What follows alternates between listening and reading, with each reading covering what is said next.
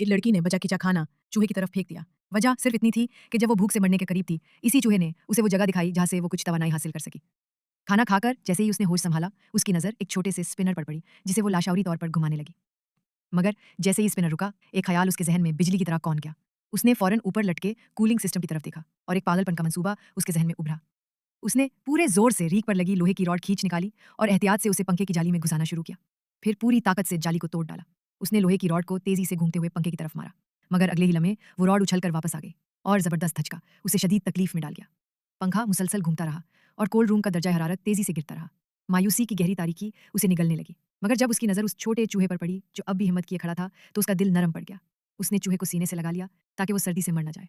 जैसे ही वो मरने के करीब पहुंची, इत्तेफाकन उसके हाथ बैग में एक लाइटर लग गया। उस छोटी सी चिंगारी ने उसके अंदर उम्मीद जगा दी।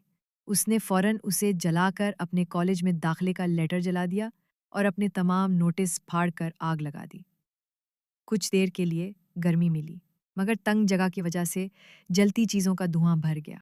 सांस लेना मुश्किल हो गया। वो जान चुकी थी, अगर आग को ना बुझाया तो दम घुटने से मर जाएगी। उसने जल्दी से कागज़ी शीट से आग बुझा दी, मगर सर्दी दोबारा उस पर हमलावर हो गई। उसी लम्हे एक जलते हुए कागज़ पर उसे एक आइस हाउस का पोस्टर नज़र आया, जिसने उसे एक नया आइडिया दे दिया। उसने कोल्ड रूम के डब्बे इकट्ठे करने शुरू किए और जल्द ही एक आर्जी पनाहगाह तैयार कर ली, जहां वो सर्द हुआ को काफ़ी हद तक रोकने में कामयाब हो गई।